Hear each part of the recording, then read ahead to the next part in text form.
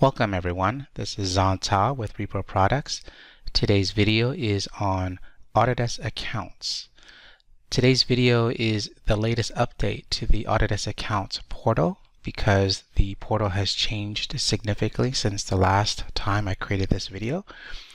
So let's go ahead and get into it.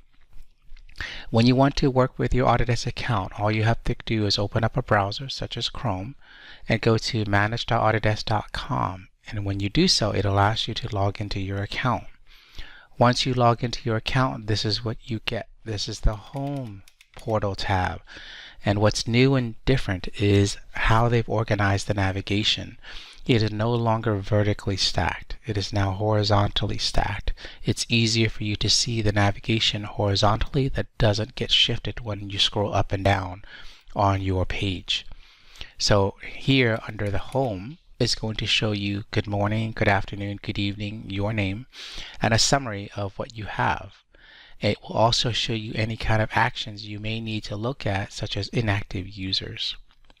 There is a section for learning, so you can click any one of these tiles to learn about the content of that tile. You can click this arrowhead right here to slide over some more tiles to learn. And then you can also click this link here to get to another tab to learn quite more about Autodesk products and different ways for you to use those products.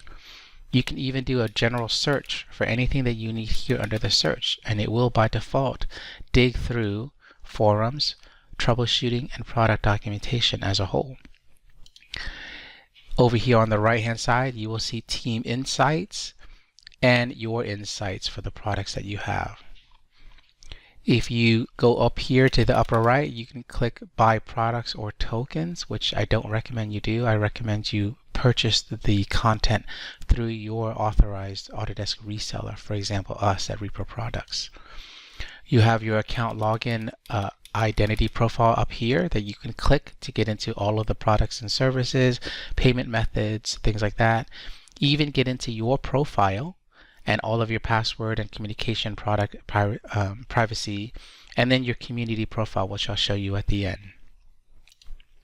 If you click products and services here, this will switch the page and list all the products that have been assigned to you.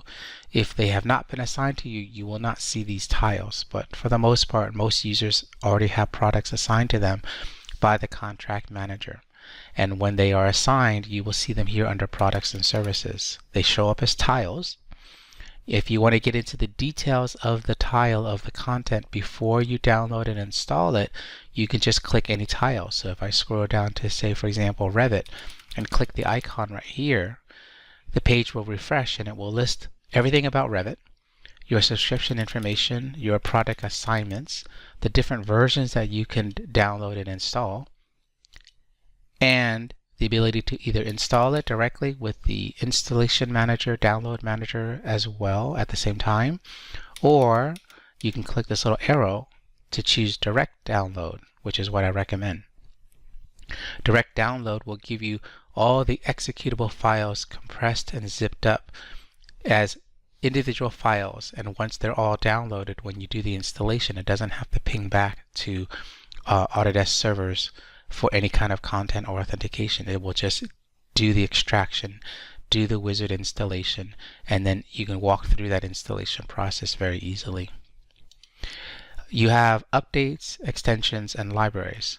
Updates here are going to list any new updates that are available that are based upon that particular product year. So if I click, for example, 24, you'll see these are related to 24. If I click 23, these are related to 23. You'll also have extensions, and so you can download and install extensions for Revit. Maybe, for example, you need to work with lighting analysis in Revit 2025. You can download and install that as well. So once you download it, just double click the file and go through the wizard to install it. The libraries, this is very key for those of you who are using Revit, for example, 23 and higher, because when you install 23 and higher Revit, the installation does not install the standard default Imperial library for here in the US for those that are working. I'm pretty sure that applies to all the other countries as well. So make sure that after you've installed Revit, go back to libraries, scroll down to find your particular country's content. For example, we'll go to Imperial English, and once you find what you need, generic, international, here it is, US English content for Revit. You'll click download. This is a 2 gig file, so it's pretty big, but once it's downloaded, double click on it and it will do the installation process and let it install. It will install the default location.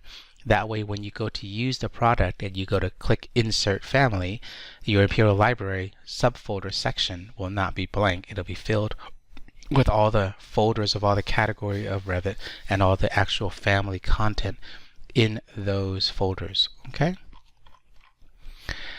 If you want, you can click License Details here, and it will tell you whether the product is subscription sign-on based or network based.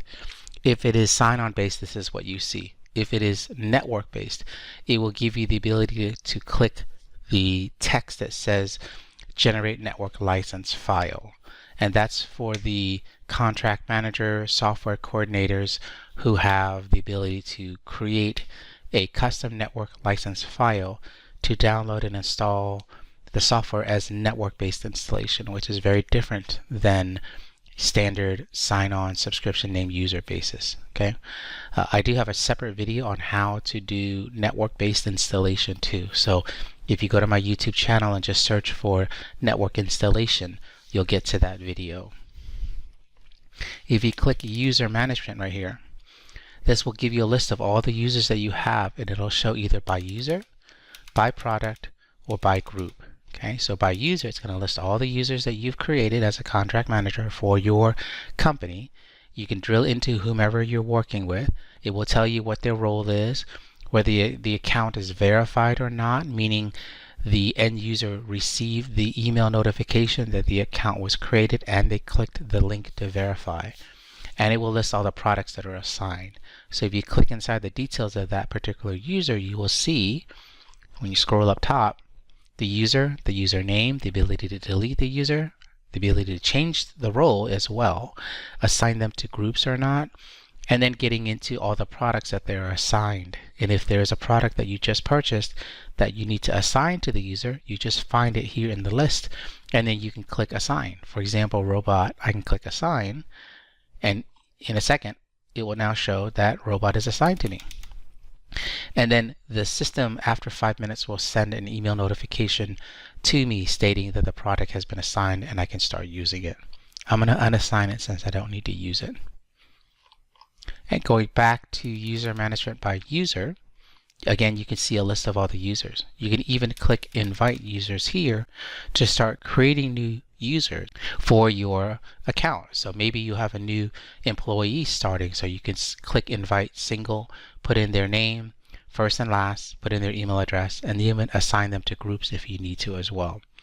If you're bringing in a whole bunch of people at one time, creating a whole bunch of accounts at one time, you can click Import and then upload a CSV Excel file. And all that's going to need is first name, last name, email address, and you should be good to go. It's a good way for you to do bulk. Okay. And if you need to export any of the data, you can click this right here. If you want to click the team setting icon set it here, you can click this and it will take you to your team's setting. And you can rename your team. You can create more teams, move different subscriptions to the different teams. And it's just a matter of whether you want to work with a team approach or not. Heading back to user management, you can head over to By Product. And here it's going to list all of the content that are product based. So if I were to say just randomly pick, I don't know, let's pick Inventor. It's going to list for Inventor Professional, I have 4 seats available, 5 seats total, and I have 1 assigned to 1 person. See? So I can unassign, or I can click Assign Users and assign Inventor Pro to other users. And then if I go under user management and I click by group, I can create groups and I can place users in those groups so I can manage the products based upon grouping of people. So you might have an office where you have an MEP division and an architecture division and a structural division. So you might have 3 different teams: architecture team, MEP team, structure team, and all the users are placed accordingly, and then the products can be managed on a group level. If we head over to billing and orders, as long as you are a software coordinator or a CM, you'll be able to get to this tab and this tab, and reporting as well. If not, you can't get to these 3 tabs. Okay. Under billings and orders, it's going to list all the summary of content that you have, what your products are, what your subscriptions are, and then it's just a short, but if you click view all, it's going to list all of them. Okay. You can click subscriptions and contracts, and it's going to list all the products and their contract numbers. So if you're working, say, in Revit and you have a problem and you need tech support help, you'll want this contract number handy, because I will need it when I'm helping you to look up your data to verify is everything okay on the server side, on Autodesk's servers, and before reaching out to you. You can click quotes, invoices, order history, payment method, and all of this is tracked and it's all set up for you as a company. We are a reseller, obviously, so you're not going to see any of this stuff for us. Under reporting, you can see all of your activity logs, insights, usage reports, and so on. So for example, insights. If you click this, it will give you insightful data about what products you have, whether they're being under assigned or over assigned, whether how many products that you have. You can see my insights, and it's going to list a pie chart and data about how you're using AutoCAD or any of the other products, and as a group company level. But if you click my usage details, this will give the information as per user, whoever's logged in. For me and for us, since we are resellers, our data is not tracked, so you're not going to see anything here. But for you as a typical commercial user, or military or any customer, when you go click my usage details, it'll give you a pie chart, and it'll be all color coded, and it'll give you a chart that lists this person's use of Revit is really strong in modeling, or really strong in documentation, or really weak in annotations and things like that. Okay, it's a great tool for you to look at, because as a BIM manager, contract manager, you can see holistically and individually where your strengths and weaknesses are for the firm, and then you can start doing training if you need to, or have us help you with the training, so that you can get your team stronger in the areas where they are weak. If you go to support, this will list any support cases that you have set up personally to Autodesk, and then how to get into them and see what the status is. Okay. And then settings here gives you access to how you set up your teams and usage notifications as well. So one last thing too, if you click up here where you have your icon, you can get to your community profile. This is a good tool for you that's outside of Autodesk Accounts. This is a great way for you to see who you are in the Autodesk community and how the general public sees you on Autodesk's side. And so it'll give you your imagery, it'll give you your name, it'll give you your ranking level, it'll give you detailed description of who you are, and all of this is editable. You can click edit profile and you can modify anything you want. And it's going to list things like any certifications and awards that you have, any contributions, badges, groups. So this is overview, so it's going to list an overview of all of your top contributions, your tips and tricks, gallery, any events, community participation, status, see, so how many solutions you provided, how many ideas you have, blogs you've done, things like that. And if you break it down up here to like contributions, it's going to list all the contributions that you have, and it's got lots of different ways, okay? And even badges. So this is your Autodesk community.